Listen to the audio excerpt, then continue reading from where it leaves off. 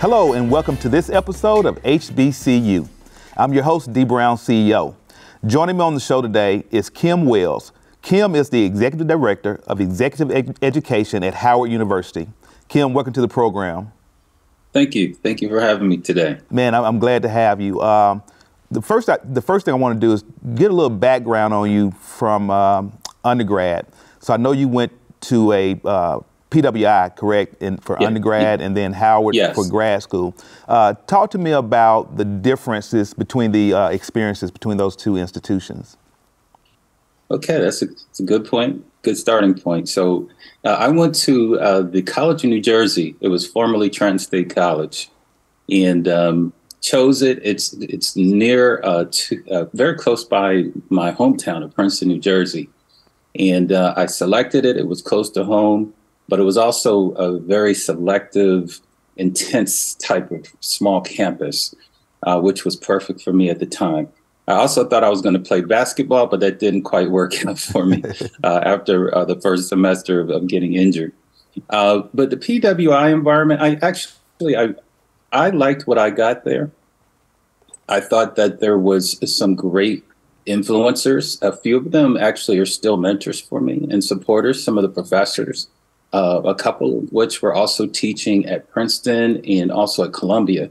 And so poured a lot into me, challenged me in many cases. Now, I will say the downside to it is there was that feeling of isolation sometimes. Yeah. And to really having to be very intentional and almost fight for what we needed in our community back then.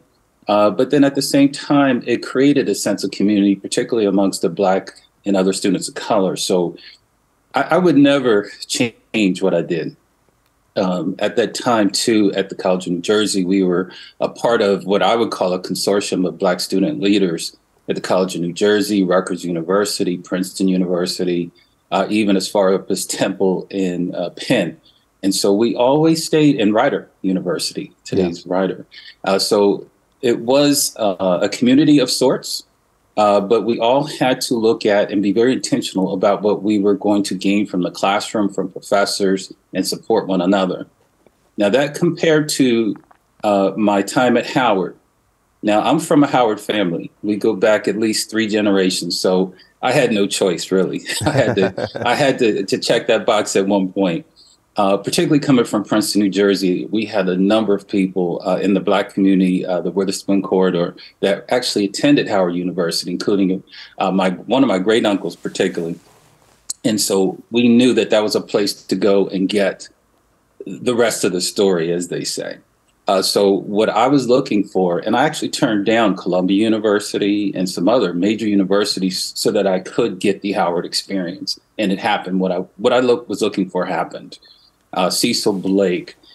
There's a number of professors, Aaron Still, some others, Dr. Wells, who was the head of our organizational development division. These individuals just made sure that they challenged me at the next level. They looked at me more holistically. They were looking at my messages, what I was bringing to the table. They made sure that I was aligned in what was happening in industries. I was gunning for management consulting, which I can tell you about later.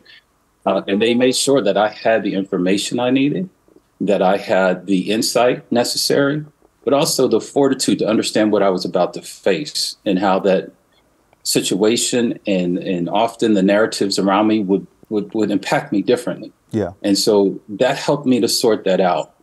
So again, if I was to say shortly and in brief, the College of New Jersey was a foundational opportunity for me.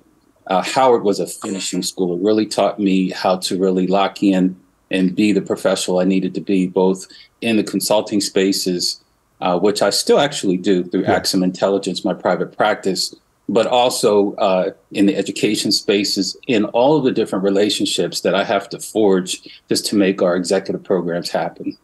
So tell me, or better yet, my viewers, what's special about Howard? Howard is considered one of the Ivy League schools of the HBCU community. So what makes Howard so special? Howard, it empowers you and it gives you a voice. And it helps you to know your voice. So in a lot of institutions, and they can be great institutions, you have professors at Howard, unlike some institutions, where they will see who you are and they will challenge you where you are. They will give you the real story. They will give you feedback, which I call the breakfast of champions, that you don't get everywhere. Yeah. Honest, authentic feedback. And you can take it or leave it. But as you see at the top levels of our graduates, those that take it can move forward very quickly and efficiently. Howard helps you to align at what's really happening out there. So I remember my program was kind of different when I came. It was a combination of the business school, the graduate school, and the School of Communications. So I specialized in strategic communications and really looked at performance management systems. And so I was kind of playing between the business areas as well as human behavior, communication type areas. So that was just how I was ready to prepare myself for the consulting space. But each step along the way, I had individuals that would give me the other side of the story, the impacts on Black professionals, Black leadership, Black organizational culture within these cultures of these organizations in the corporate world. And it helped me also to look at globally, too. That was my first exposure really to global impacts, global marketplaces, and so forth. And again, I give that to a couple of my professors early on that challenged me to stay informed about what was happening in the continent, as well as throughout the Black diaspora. So it was serious. I mean, you could go there thinking you were going to have a good time, because you can at Howard, right? Yeah. But it was also, look, this is a Black Ivy. And our standards are high, our expectations are high.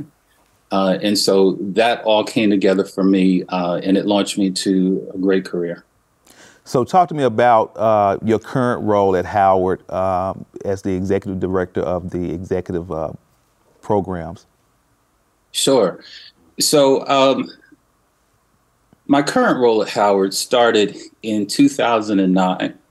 And it was after a short stint with a group called Universum Communications, which is a global strategy and branding company. We can talk more about the rest of my background, but it's just a representative of how I went back and forth between higher education, and also have found these very unique spaces where they interconnect between business and education. But Dean Baron H. Harvey, one of my mentors when I was in college, as well as in my first stint with Howard, if I may, he called me back. We were looking at how can we improve our MBA program? How can we incorporate efficiencies that I had been building through a couple of the organizations I was with, Booz Allen and Universum, and working with other organizations around the country and outside the country. And so we were looking at how can we be special? Not to take away from what was happening. That program is historic. It's always had high impact, but how could we take it to the new level? And when one of the directors left, I got that phone call from him. Is this a challenge you'd like to take on? And at first I was like, hey, I don't know if I'm ready to go back to higher ed, but when I heard the data, I saw what we were doing. I saw the opportunities. I took into account what I was learning from my corporate clients and partners outside in the corporate world. So, yeah, let's do this, because, I believe very strongly in aligning your purpose and your mission with the mission of the organization. And I wanted to make sure that, unlike myself, not to date myself, but I came really into the corporate spaces in the 90s. I wanted to make sure people had that pathway to success, and they would see those roadblocks, particularly if you were choosing a career in business or entrepreneurship, any of those areas that are just very competitive. And there's a lot of blind spots, particularly for a professional color, a Black professional. So I came, we did what we had to do to really turn around some areas in that program, but we immediately ran into the need for more services, more impact with high potential executives or high potential professionals. And so we started looking at executive services, executive development, similar to continuing education, but with a business focus. And so we started with a few programs. One was a partnership with Disney Institute, which was great for us. We learned a lot from them. They learned a lot from us. And then we started to build upon that with our own programs, starting with our flagship program, which is our Executive MBA, which is online with a lot of residential opportunities, including global travel and so forth. So we were looking at how do you empower our people differently, looking at things such as transitions and how do they look for our professionals versus some others, and have that freedom, have that liberty, have that safety to have those conversations. And so we would talk about it. It's almost like a mastermind on steroids is what we have at Howard, so you can all come together. You talk about what's happening in your organization. One of our themes is iron sharpeneth iron, whether it's in the EMBA program or whether it's in one of our DEI strategy programs, one of our advanced executive leadership programs. We have very different conversations that we think empower our people to move forward and do very well in business and in industry. So how do you feel that your programs that you're overseeing at Howard, how are they positively impacting people of color? It's great. There's really not been a clear, structured roadmap for some of us to succeed. Very often, people will go into premier institutions, whether they're PWIs or HBCUs, and we do a lot of work to get them to these organizations, but we don't prep them well enough of what you're going to experience once you get there. Now, we work very closely. One of the branches of work that we do is also work as almost strategists and consultants to companies in their DEI strategies, their inclusiveness strategies, their high potential strategies. So we can talk about that if we have time. But we want to first and foremost make sure that our students are prepared for what is about to happen. I think what helps in this case is we have a curriculum in our EMBA, for example, that starts with let's examine first your leadership style. Let's examine your cultural intelligence. Just because you're Black or a person of color does not mean your cultural intelligence levels are high. Matter of fact, sometimes we go in with preconceived notions about who we are, what we think we know, and we find out there's a lot more to know once we get into these organizations and how to engage with different stakeholders, et cetera. So we have those conversations, and then we're very serious about things such as data analytics, knowing your data, being financially informed and a master of that once you get into the workplace, no matter what your level of management or executive leadership. If we have a capstone program, and we often flag the students, the capstone is very similar to a thesis or dissertation for business. Right. And in this case, if those students don't do well in that, we flag it. And we let them know, as a executive, as a professional of color, you have to know your numbers. You have to know really where your value aligns with the bottom line of that organization, with your management teams, with whoever the stakeholders are, stockholders, whoever. You need to be in alignment. And we love to have great initiatives that would change the world. We can do it, but we first have to win those battles in the trenches. We have to be prepared properly to really have that credibility, to maintain that credibility, find seats at the right tables, and make sure that we get in there and we add value. Then those doors start to open, is what our history has been. I want to pivot for a second and talk about Axum Intelligence, where you are the managing director, correct? Managing partner. Yes. Tell me about the company, what you do, and what inspired you to start that company.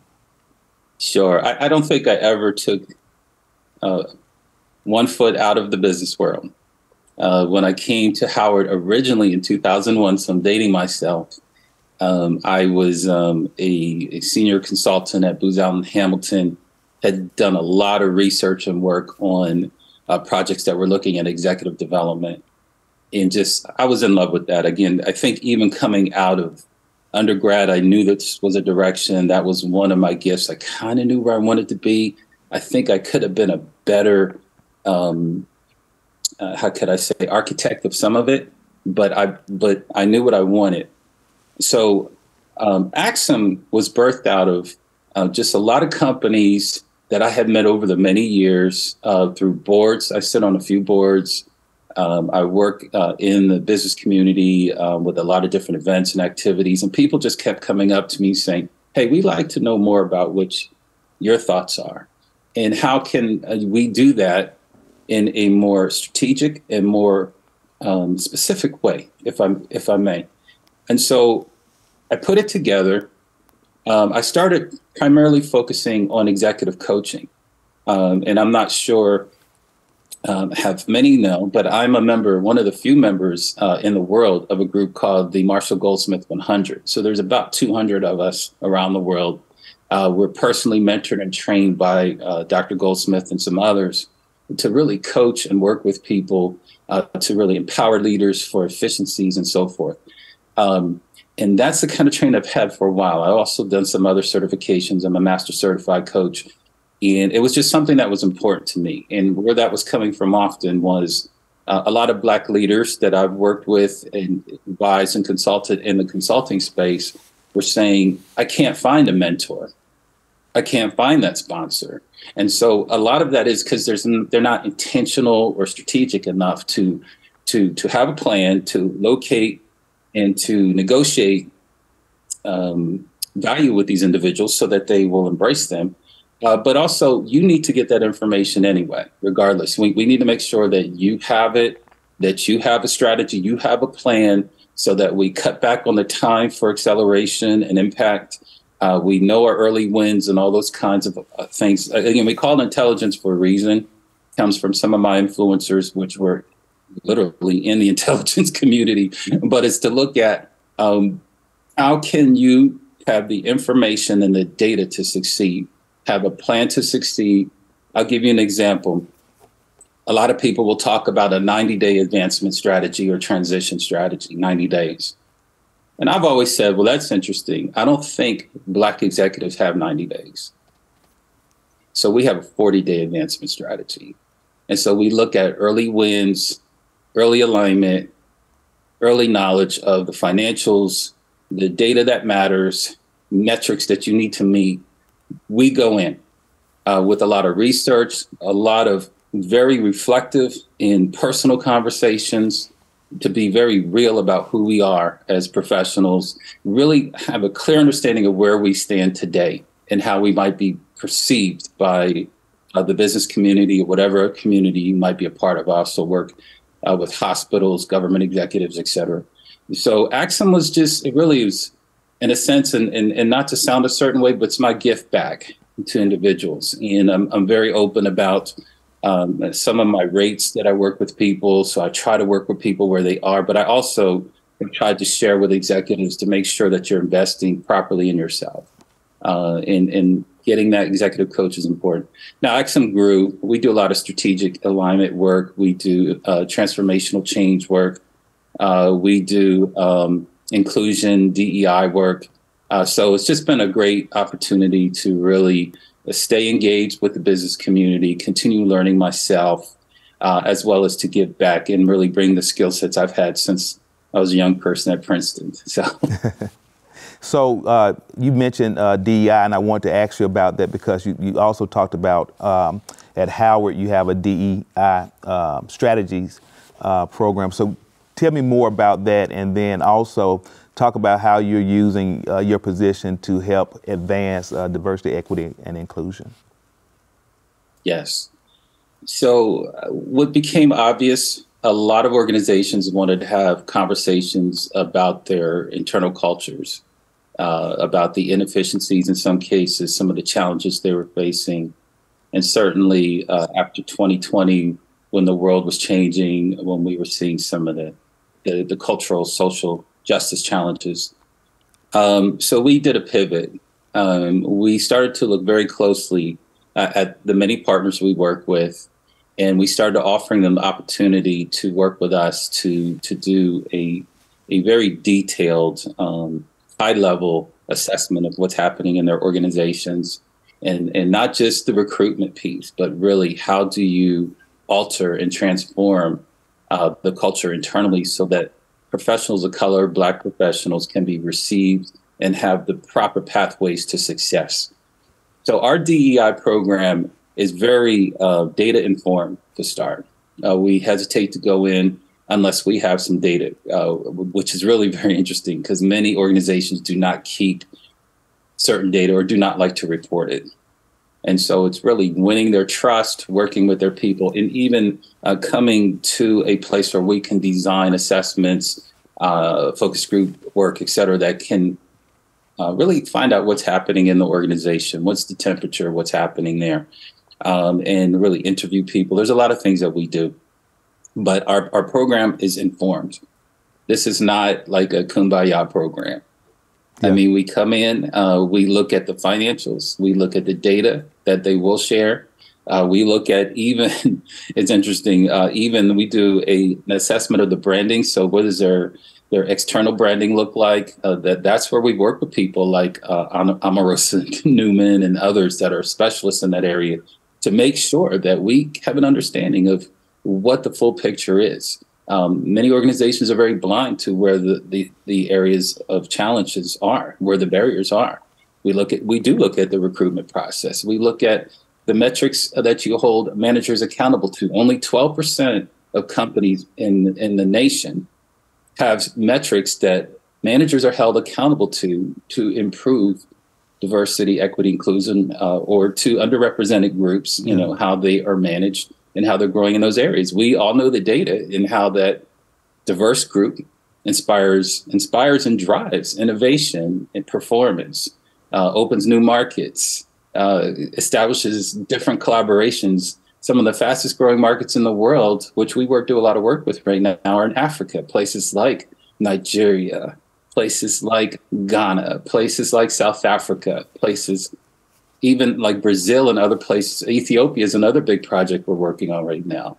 So your company will not be successful in these markets that are quickly growing, some of the youngest, most dynamic populations, if you don't understand them.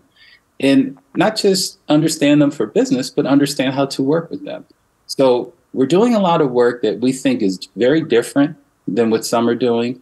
We have a dynamic cadre of faculty that are a combination of scholars, executive practitioners, and we bring this together and we are just showing up very differently in these spaces. And we've had a lot of successes. I know our time is limited here, but I would love to share with anyone who would like to know more information about it, how we could work with your organization as well. So tell me this, as we begin to wind the show down, why should someone who's considering continuing their education at the graduate level, why should they consider Howard executive education programs to do that? Howard is the Mecca. Howard is the university best known for establishing the Black middle class. Howard is a research two, soon to be a research one institution. The collective intelligence there is probably second to none, particularly for people of color. When you come to my executive MBA program, you're not just going to get the best in business education, but you're going to get the best in a worldwide network of other leaders that are truly passionate, but also extremely credible and talented at what they do. This is not the fake it till you make it world. This is the world where there really are standards at the highest level. This is a world where you will find out where you stand, not just in your academic standings, but also where you really are, what the pathway will be to success. The conversations are just different. I've had even my own children, both of them are, well, my daughter went to Howard and she's going to be in Columbia and has already started attending meetings. My son went to Cornell undergrad. We couldn't get him here, but you can't win them all. Right. But the bottom line was they also have shared with me their experiences at PWI, similar to mine. And they say that there's gaps.